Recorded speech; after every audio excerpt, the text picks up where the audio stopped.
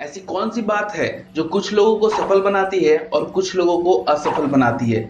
हम सभी के पास एक दिन में 24 घंटे हैं, एक साल में 365 दिन है और एक हफ्ते में 7 दिन है। मतलब खेल का मैदान सभी के लिए एक समान है। लेकिन ऐसी कौन सी बात है, जरा सोचिए। वो बात है टाइम मैनेजमेंट। सक्सेसफुल लोग जानते हैं कि वो अपना टाइम को कैसे मैनेज करें।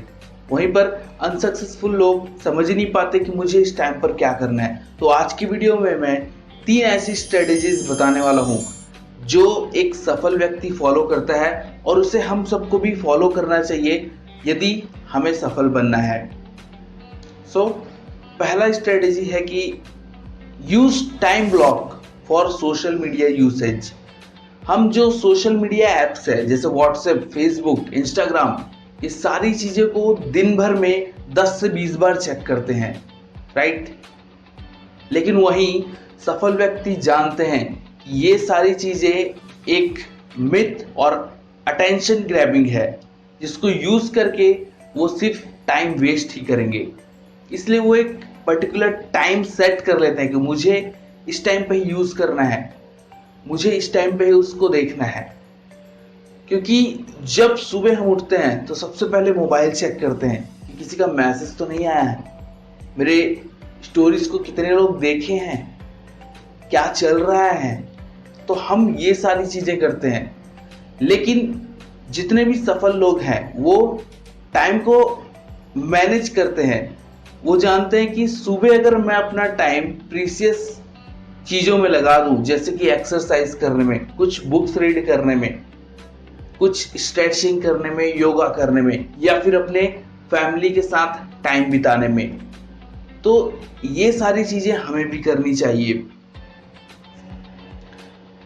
क्योंकि जितने भी लोग बोलते हैं कि मेरे पास टाइम नहीं है, एक्चुअली वो लोग बोलते हैं कि वो मेरे लिए इम्पोर्टेंट नहीं है।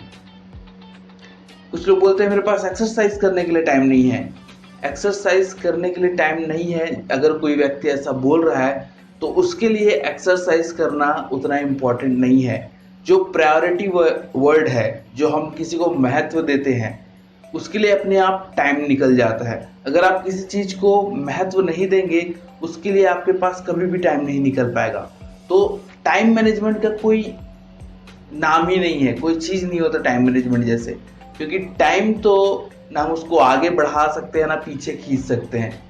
वो तो हमारी प्रायोरिटीज रहती है कि हम किस चीज़ों को महत्व देते हैं, उसके हिसाब से काम करते हैं। तो वो चीज़ें करिए जिससे आप सफलता की ओर बढ़ रहे हैं।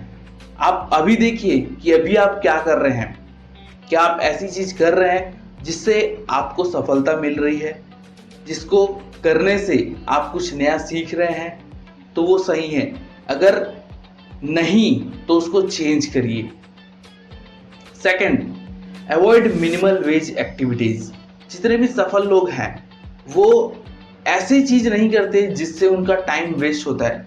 जैसे कि कई बार हम, अगर कोई मोबाइल कंपनी आपसे 5-10 रुपया काट लेती है तो हम क्या करते हैं? हम उसको फोन लगाते हैं, पूछते हैं कि भाई तूने 10 रुपया क्यों काटा, 20 रुपया क्यों काटा, और 1 घंटा आधा घंटा उसमें लगा देते हैं, अनप्रोडक्टिव थिंग्स। वहीं सफल लोग जानते हैं कि मैं अगर इस आधे से 1 घंटे को किसी प्रोडक्टिव चीज में लगा दूं, किसी ऐसे चीज में लगा दूं जिससे मैं 1 से 2 घंटा वहां दे करके उस 10-20 रुपए की जगह कई रुपए कमा लूं। तो ये छोटी छोटी चीजें हमें अवॉइड करनी चाहिए और ऐसी चीजें करनी चाहिए जो हमें हाई इनकम रिटर्न दे।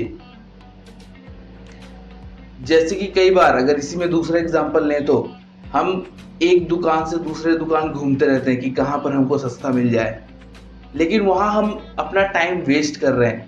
उसी चीज को आप जल्दी घर आ करके किसी प्रोडक्टिव चीज में लगा सकते हैं और वहाँ से कुछ नया स्किल सीख करके उतने टाइम में ज़्यादा मनी अर्न कर सकते हैं।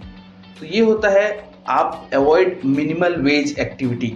जहाँ से आपको कम पैसा मिलता है उस एक्टिविटी को खत्म करना। तीसरी strategy, they know how to say no.